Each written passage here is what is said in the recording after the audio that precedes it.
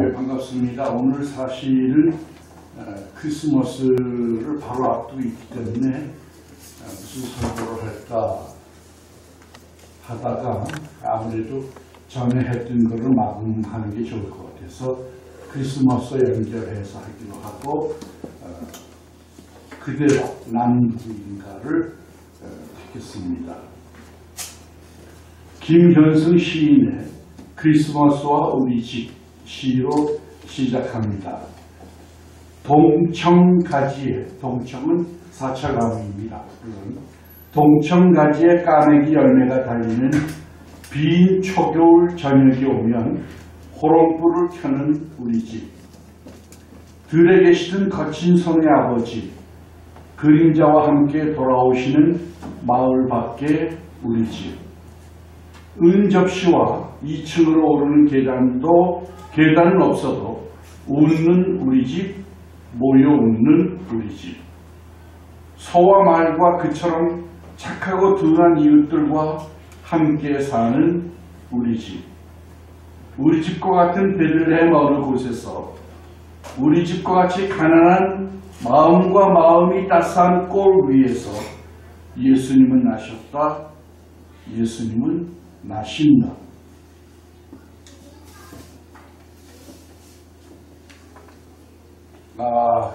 요 얼마 전에 구하라 씨가 자살을 했죠. 그의 개인과는 연관이 짓지 않은 얘기입니다만 유명한 사람들이 쉽게 목숨을 끊습니다. 어렵게 사는 사람들은 뭐라고 그렇게 쉽게 생을 정리하는지 모르겠습니다. 어떤 사람이 글을 썼는데 연예인들의 중요한 시간이 무대에서 퍼포먼스를 다 하고 박수를 치는 2분간이라고 합니다. 그럼 그 사람은 그 2분간을 위해서 태어났을까? 그건 아니잖아요. 그에게는 많은 연관들이 있잖아요. 친구도 있고 가족도 있고 선생님들도 있고 후배도 있고 거기에 각각의 의미들이 있을 텐데 어떻게 그 2분이 그의 인생 전부가 되어버렸을까? 그게 없었다면 그럼 그의 인생은 실패한 건가? 그것도 아니죠. 문제는 정체성에 문제가 있다는 겁니다. 나를 누구로 이해하느냐가 잘못되어 있는 거죠. 더 깊이 나를 이해했다면 그런 불상사는 없었을 겁니다. 우리가 잘못 해석한 것 가운데 하나는 나를 해석할 때 보이는 것으로만 해석하는 겁니다. 근데 성경은 분명히 보이지 않는 신으로부터 내 근원을 해석하라고 합니다. 탈북사랑하는 사람들이 제일 기뻐하는 날이 언제냐 하면요. 주민등록증을 받는 날이랍니다. 그러니까 그동안의 신분의 정체성의 불확실성이 있잖아요. 그것 때문에 오는 고통이 보통이 아니거든요. 불평도 불만도 고통이 아니고 그런데 주민등록증을 딱 받으면 그때부터 이 나라에서 사는 정체성과 권리가 주어진 거예요. 누구도 뭐라고 탓할 수가 없고 법의 보호를 받는 신분이 되는 거죠. 하늘의 차원이 너에게 있다. 너의 존재에는 보이는 땅의 것만이 아니라 보이지 않는 하나님과의 연관이 있는데 그것은 크리스마스 스토리죠. 하나님이 인간을 사랑해서 너희를 위해 오셨다는 것. 폴 튜니엘이라고 하는 신학자는 인생의 사계절을 얘기했다고 했습니다. 정리하면 소유와 행동의 시기와 존재의 시기입니다. 의사가 더 이상 비타민 외에는 처방할 것이 없이 편안히 집에 가서 쉬세요.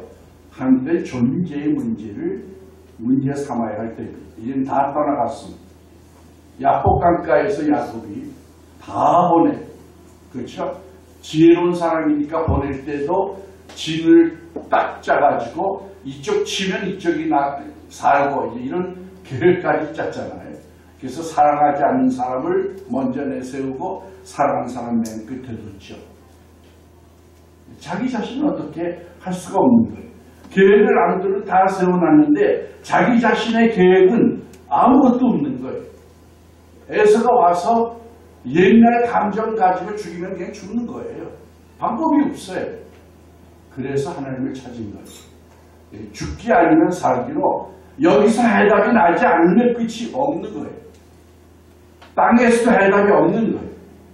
하늘이 풀려야 땅이 풀리는 겁니다.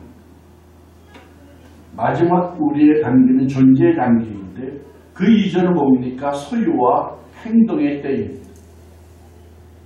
인생 창가를 얘기한 시인이 act, 활동하라는 말을 많이 썼어요. 주객님이 활동하라는 거. 살아라. 살라는 것. 살라는 걸 줬는데 살지 못하고 있잖아요. 자꾸 딴 거 하잖아요. 고민하고. 남 괴롭히고. 그렇잖아요. 노인이 될 때까지는 우리는 빈손으로 왔기 때문에 소유하고 활동해야 합니다. 그러니까 젊은이들이 돈 벌려고 하는 걸 야단치면 안 돼요. 아무것도 없는데 어떻게 해요? 그렇잖아요. 먹고 살아야죠. 집이 있어야죠. 아시아의 형편을 보니까 청년들이 집 가진 나라가 거의 없어요. 다 지하, 매칭 이런 데서도 살아요. 왜냐하면 그 나이 때는 경제활동을 안 했으니까 돈이 있을 수가 없는 거죠. 부모가 아니면 사는 것이 힘든데 그러므로 소유를 위해서 혹은 활동하고 행동해야 합니다. 그러나 어디까지 그래야 할까요? 우리가 죽을 때까지 먹고 사는 것 위해서 하나님이 우리를 보냈을까? 그렇게 살다가 죽으라고 보냈을까? 디모데서 보면 먹는 것과 입는 것이 해결되었으면 족한 줄로 알아야 되겠어요. 어디까지냐? 우린 끝이 없죠. 집도 2단계에서 조금 더 바꿔야 되겠다. 우리 신 목사님이 설명하셔서 집을 바꾸는데 왜 똑같은 구조인데 큰 거를 뭐 때문에 바꾸는지 모르겠다 그러십니다. 다 똑같잖아요. 똑같죠. 사실 크기만 달라진 거죠. 네. 교육, 또 노년, 그러니까 끝이 없는 거예요. 그렇잖아요. 우리도 어느 정도에서는 남에게 도움이 되는 인간으로 살아가야죠. 그러다 가야 할 거 아니에요. 내 것만 움켜쥐다가 가면 어떡하겠어요. 부의 개념을 재정리해야 합니다. 많이 소유한 자가 부자가 아니에요. 그럼 뭐 어떻게 됐다는 거예요? 소유해서. 남에게 아무 영향이 없잖아요. 오히려 가진 적은 재산을 털어서 다른 사람에게 생명을 주고 기회를 주고 용기를 주는 게 삶입니다. 그게 부자예요. 많이 모은 자가 부자가 아니고 많이 베푼 자가 부자고 많이 쓴 자가 부자고 많이 행동한 자가 부자입니다. 성공인가 성취인가? 우리가 한 번밖에 안 하는 일들을 평생 하고 살 텐데 어떻게 성공을 해요? 그렇잖아요. 그 기적이에요. 실패할 수도 있어요. 그러나 그 실패로 말미암아 내가 깨달은 것이 있고 내 인생에 진보가 있었다고 하면 그건 성취가 있는 겁니다. 하나님은 성공이 아니라 성취를 바라십니다. 그래 내가 그것을 통해서 뭘 얻었느냐? 그게 하나님의 질문이에요. 하나님 앞에서라야 평등이 옵니다. 세상은 평등하지 않아요. 우리나라 요즘 갑질 얘기 많이 하잖아요. 그게 인간의 본능이에요. 본능. 니체는 인간의 본능은 권력이라고 했어요. 힘을 사모하는 거예요. 그 힘만 가지면 다른 사람이 갑자기 밑에 동물로 보인다. 그래서 그냥 미친 짓을 하는 것. 그런가 하면은 종속의지가 인간에게 있어요. 남에게 가서 굽신거리기 잘하고 종속하려고 하는, 안정감을 찾기 위해서 그런지 모르지만 그런 의지가 있어요. 그런 의지를 모여가지고 권력자들을 부추기는 겁니다. 진정한 평등은 하나님 앞에서 옵니다. 하나님은 네가 뭘 가졌느냐도 뭘 이루었느냐도 묻지 않죠. 너는 누구냐를 묻지 않아요. 너는 누구냐. 하나님은 영어로 being입니다. 존재하시는 분. 과거에도 오늘도 영원히 존재하신 그분입니다. 그러나 인간은 becoming, 되어져 가도록 사명을 받고 태어났습니다. 내가 무엇이 되느냐는 내게 달려 있습니다. 아브라함은 인생을 살면서 하나님을 만났죠. 그래서 기적을 체험했고 보이지 않는 세계를 보게 됐으며 새 인간이 되었습니다. 믿음으로 살아가는 새 인간. 다른 사람들은 믿음으로 살지 못했죠. 자기 지혜와 재능과 여건으로 살았죠. 모세는 하나님을 만나서 거룩을 알았고 윤리를 알았습니다. 그리고 법이라는 것이 얼마나 중요한지를 알았습니다. 예수님은 우리에게 왜 오셨을까요? 예수님이 가지고 오신 선물은 사랑의 묘약입니다. 그 처방 하나 딱 가지고 오셨죠. 제가 이제 오늘은 각 단계, 인생의 각 단계를 살펴보려고 하는데 결론은 귀히 여기라는 겁니다. 치매가 조금 걸려서 오락가락한 할아버지하고 손자하고 대화를 합니다. 손자가 할아버지가 묻습니다. 예, 저희 뭐지? 아, 할아버지 방금 전에 말씀드렸잖아요. 예, 그건 뭐라고 했지? 아이, 그건 또 말씀드렸잖아요. 3번만 가면 화를 내는 거예요, 손자가. 그러니까 이 할아버지가 있다가, 예, 내 일기 좀 보여. 일기를 갖다 줬습니다. 거기 뭐냐 하면, 애가 성장하면서 처음 말을 뜨고 질문하기 시작할 때, 그때 중요하잖아요. 여러분 보통 몇 번 질문합니까? 한 질문을 100번 이상해요. 근데 어른이 한 번도 컴플레인 하지 않죠? 그때마다 기쁘죠. 왜 애기가 질문하는 건 기쁜데 노인이 질문하는 건 지겨울까요?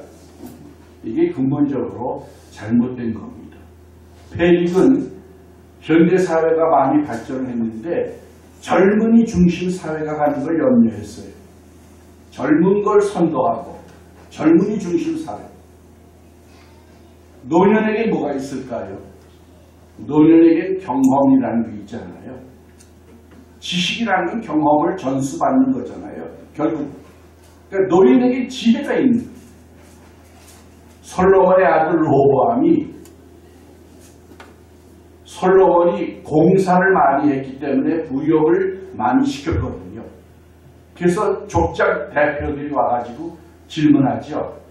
당신의 아버지는 우리에게 어려운 일을 많이 부과했는데 당신은 어떻게 할 겁니까?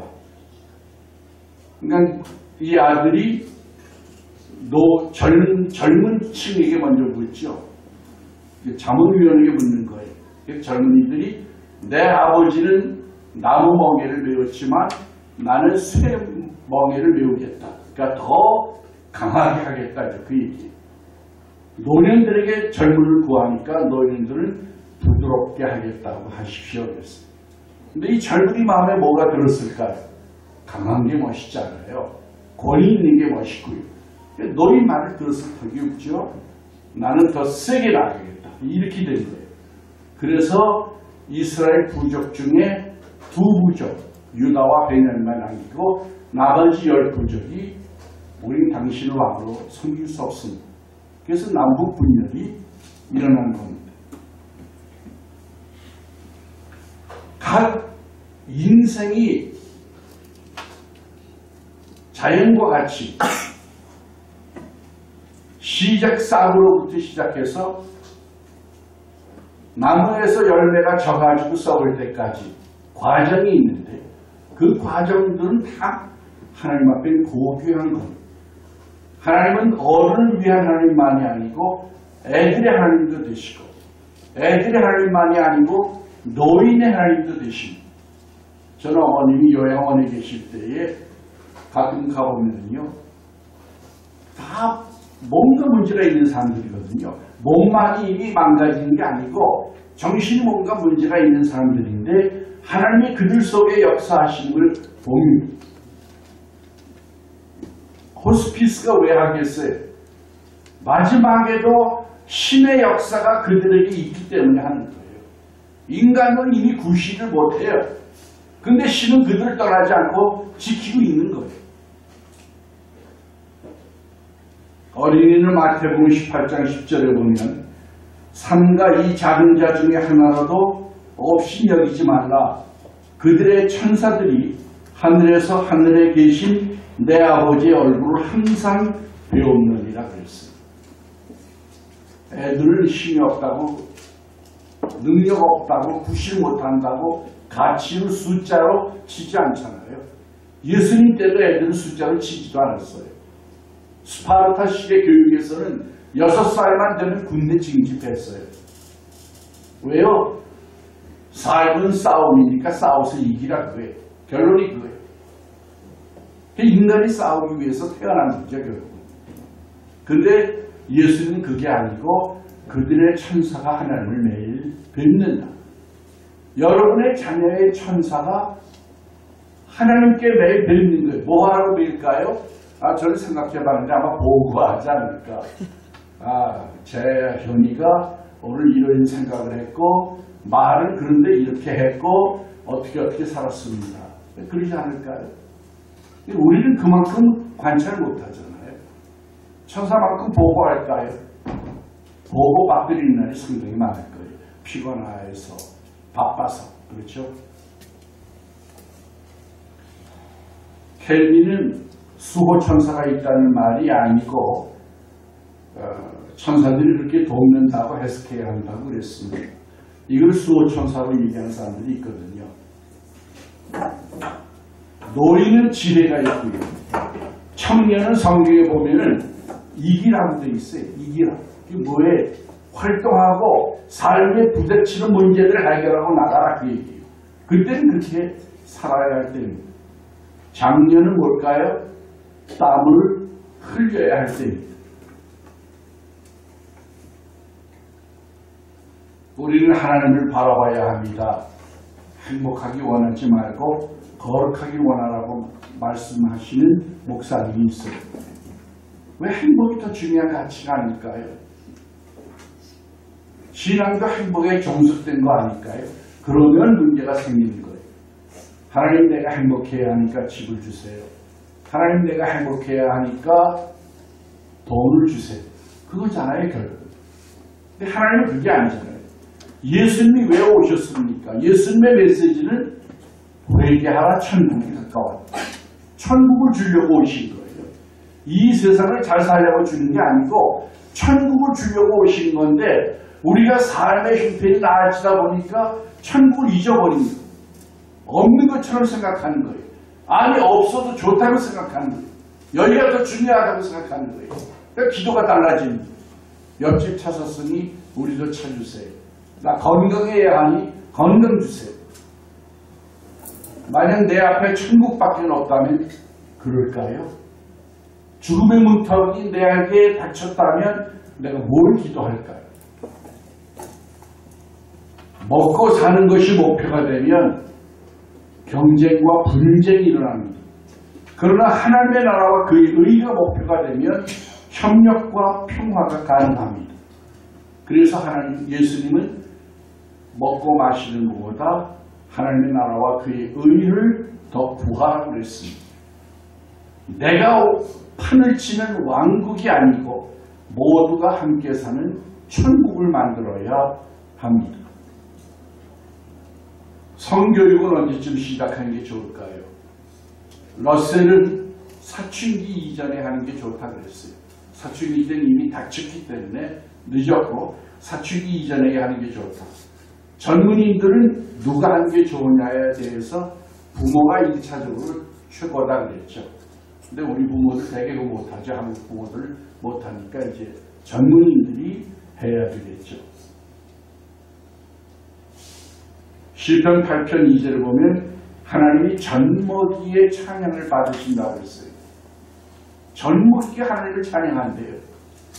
지난번에 말씀드린 것처럼 인간이 신의 개념을 이해할 수 있는 건 상당히 오랜 후예요.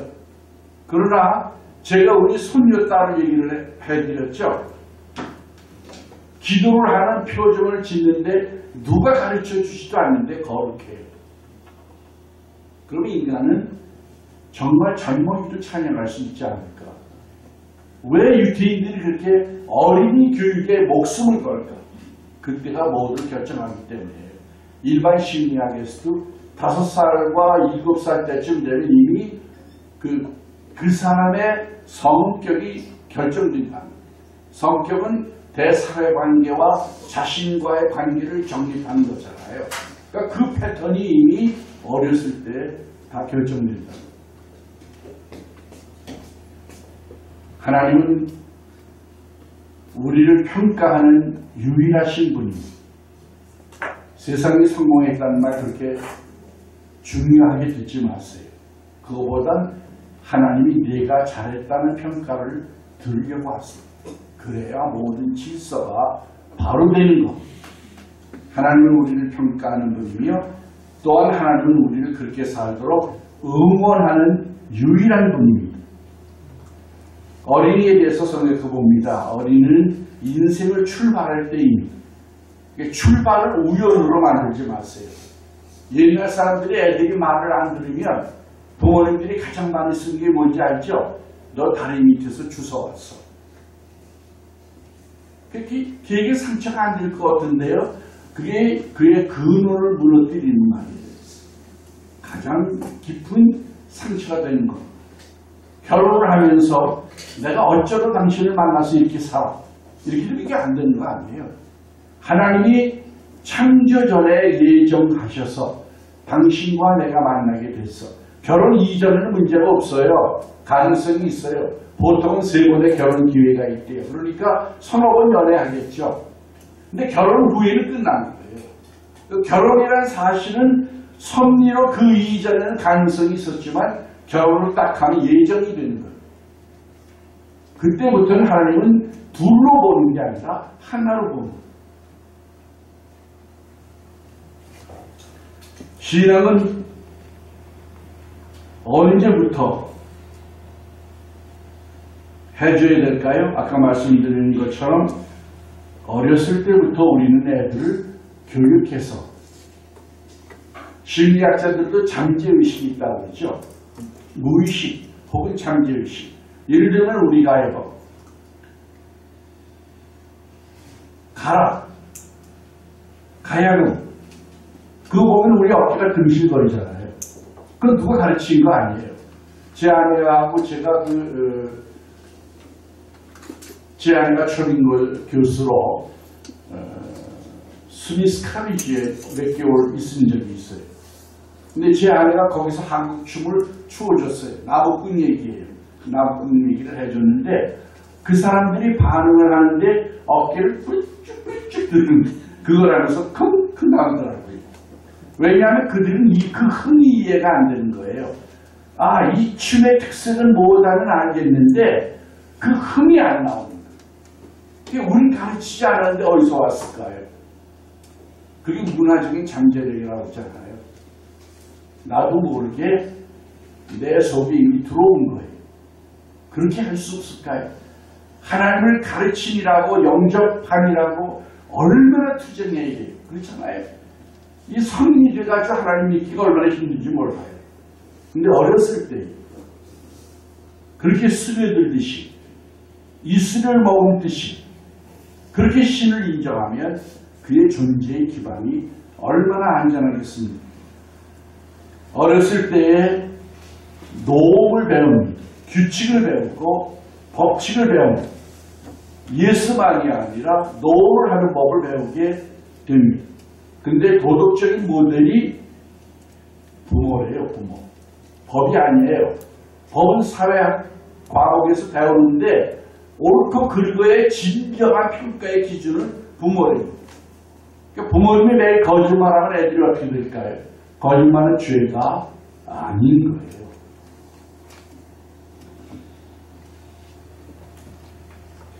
어린아이에게 우리들은 정직과 순결과 경선을 가르쳐야 합니다.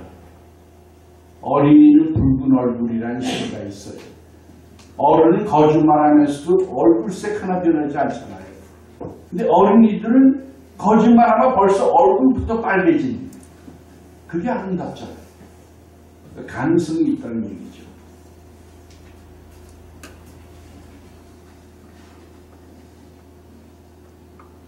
놀이와 인간은 중요합니다. 어렸을 때에 많이 놀게 해줘야 돼요. 요즘은 되게 휴대폰 가지고 노는데요. 애들 보세요. 장례식장에 가서 놀죠. 그 뭐 심각한 게 애들이 없어요. 어디나 공간만 있으면 노는 거예요. 연애가 뭡니까? 노는 거잖아요. 돈 들여서 노는 거예요. 그게 연애예요. 이게 사람이 뭐예요? 그것도 노는 거예요. 즐거움이 있어야 인생이잖아요. 플레저가 없다. 그것도 무슨 인생이겠어요? 천국은 뭐예요? 잔치라고 그랬어요. 하리 쿡스라는 현대신학자가 천국은 기독교는 잔치다 그랬어요. 실제로 잔치예요. 복음은 잔치입니다. 예수를 믿는 시간에 긍정적인 세계로 초대받는 겁니다. 인생의 모델을 생각해 봅니다. 어렸을 때는 모델이 생기는 때거든요. 그래서 자서전을 많이 익히라고 합니다. 니체는 초인을 얘기했습니다. 평범을 벗어날 수 있는 그런 인간이 있을까요? 유대 사람들은 아브라함이 모델입니다. 믿음이 있죠. 기적이죠. 모세는 아까 말씀드린 대로 거룩이 모델이었습니다. 다윗은 업적이나 사랑보다 하나님을 잘 믿고 살아겠지만 실수했죠. 근데 하나님이 다시 세웠죠. 그게 어디서 가능했을까요? 자기는 왕인데요. 선지자가 와서 왕 앞이니까 직언을 못하고 비유로 얘기하죠. 그 말을 듣고 회개했잖아요. 어느 왕이 회개해서 몇십 년을 침상을 적셨다고 했어요. 침대를 적시는 거예요.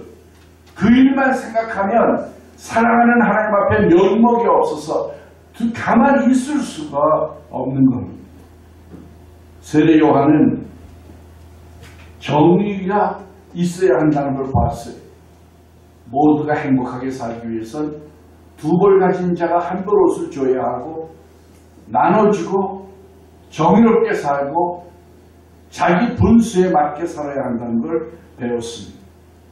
예수님이 우리에게 주시는 모델은 뭡니까? 헌신해라. 그거죠?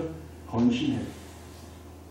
오늘 장국현 성도님이 순종을 했는데요. 순종하라는 거잖아요. 현대신학자들이 순종을 나쁘게 왜곡해가지고 그 지배자들이 역사적으로 피지배인들을 설득하기 위해서 내세운 덕목이다. 순종만 하면 안 된다 그러는데요. 여러분 자녀를 실제로 체험해 보세요. 애들이 내 말을 듣고 나를 믿고 순종할 때가 이쁩니까? 아니면 똑똑해서 대항할 때가 이쁩니까? 만약 나를 믿으면 나는 어떻게 돼요? 책임지잖아요. 내가 잘못됐으면 나를 시정하잖아요. 하나님은 잘못될 일이 없지만 하여튼 순종해야 합니다. 청소년기입니다. 청소년기는 삶이 알아지고 지식이 시작되는 때입니다. 이 시기는 지식이 중요하죠. 지식은 어떤 사람이 크리티컬 디터치먼트라고 했습니다. 비판적 거리감. 이제 거리감이 생기는 거예요. 아버지와 어머니와 내가 하나였는데요. 보니까 그게 아니거든요. 아버지도 잘못하는 것도 있고 불완전한 것도 있고 전부 따라가면 안 되겠고 이렇게 되는 겁니다. 그래서 나의 부류, 나와 어울릴 수 있는 사람, 얘기할 수 있는 사람, 세상 말로 하면 술 먹을 수 있는 사람, 그 사람을 찾는 게 친구로 가는 거예요. 그러니까 권위가 친구로 부모에게서 이동하는 시기죠. 거리가 생겨야 지식이 있습니다. 하나가 되면 안 되죠. 그러나 지식은 부정반이 아니에요. 젊었을 때 지식에 거의 30, 40대까지 유지되는 지식이 비판적입니다. 모든 걸 비판해. 왜 비판은 지식의 시작이지만 그게 결론은 아니에요. 우리는 긍정을 위해서 비판하는 거예요. 너도 죽고 나도 죽자가 아니잖아요. 그래서 긍정의 지식을 가르쳐야 합니다. 긍정할 것과 부정해야 할 것, 그걸 가르쳐 줘야 합니다. 인간은 3번 태어납니다. 인간으로 태어나고 남녀로 태어나고 하나님의 자녀로 태어납니다. 사춘기는 사랑을 준비하는 시기고 이제 앞으로 평생 사랑이라는 과업을 성공시켜야 할 초기 단계입니다. 그때는 좋은 멘토들이 필요합니다. 인간들은 보통 어떻게 삽니까? 줄서기 하는 사람들이 있죠. 아무 생각 안 하고 사람들이 몰리는 대로, 사람들이 생각하는 대로, 사람들이 가격 맞춰놓은 대로 삽니다. 경험에 의존하는 사람들이 있죠. 이런 사람들은 경험주의자입니다. 경험이 반증해 주지 않으면 따라가지 않습니다. 사색 의존자들이 있죠. 생각은 하나님이 인간에게 주신 가장 귀한 선물 중에 하나입니다. 생각하라 그랬어요. 한 번만 생각하면 없을 사고들이 얼마나 많이 일어나요. 그렇잖아요. 노인네가 되면은 움직이는 게 다 느리죠. 반응도 느리고. 젊은이가 노인 뒤에 줄을 서고 있었어요. 얼마나 느려요. 게다가 앞에 또 사람들이 쭉 서 있어요. 도저히 못 참겠으니까 앞에 눈을 찔러버리고 말았어요. 성경이 레스트 레퍼런스가 되는 사람들이 있습니다. 내가 뭘 결정할 때 내가 바로 됐나? 그걸 확인하기 위해서 성경을 보는 사람들이 있어요. 실패하지 않을 겁니다. CCM의 Who am I라는 게 있죠. 나는 누구인가? 나는 누구죠? 결론은 너는 내 거야 라는 겁니다. 너는 내 거야. 오늘 하나님의 그 음성을 여러분이 들으시기 바랍니다. 하나님의 그 많은 역사, 인류가 대가를 지불하면서 지금 배우고 있는 게 바로 너는 내 거야. 그걸 배우고 있는 겁니다. 우리는 하나님의 초대를 받습니다. 내 자녀가 되어. 그러면 상속권을 주겠다. 베드로에게 뭐라고 그랬어요? 내가 땅에서 매면 하늘에서도 매이고 땅에서 풀면 하늘에서도 풀리리라. 이 경지가 어느 정도의 경지일까요? 실제로 이렇게 되거든요. 우리가 하나님과의 정상적이고 건강한 관계를 유지하면 내가 원하는 게 현실된다는 얘기예요. 베드로전서 2장 10절입니다. 너희가 전에는 백성이 아니더니 이제는 하나님의 백성이 전에는 긍휼을 얻지 못하였으나 이제는 긍휼을 얻은 자니라. 귀한 자라고 했어요. 하나님께 귀한 자. 세상에 내 자식이 부족해도 남이야 부족해도 내게 귀하잖아요. 세상이 뭐라고 하든 여러분 하나님 앞에 대체할 방법이 없는 자들이에요. 잠언은 이스라엘의 청소년들을 귀족들을 위해 만들어진 교과서입니다. 첫째, 지혜로워라. 지혜의 참된 근본은 신을 아는 것. 둘째, 여자를 조심해라. 셋째, 근변해라. 그렇죠? 예, 작년과 노년이 남았는데요. 예, 다음에 다시 하도록 하겠습니다. 어쨌든 오늘 우리가 생각하는 건 하나님 앞에서 나는 뭔가, 그게 초점입니다. 다른 사람들이 규정해지는 게 아니고 하나님이 나를 뭐라고 하는가, 그 음성을 들으시기 바랍니다. 기도하겠습니다. 사랑의 아버지 하나님 감사합니다.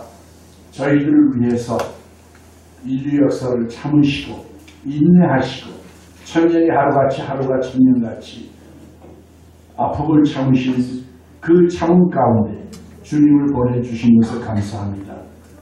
우리에게 지혜를 주셔서 하늘을 보게 하시고 보이지 않는 세계를 보게 하시고 하나님의 사랑을 받아들이도록 도와주시옵소서. 예수님의 이름으로 감사하고 기도합니다. 아멘.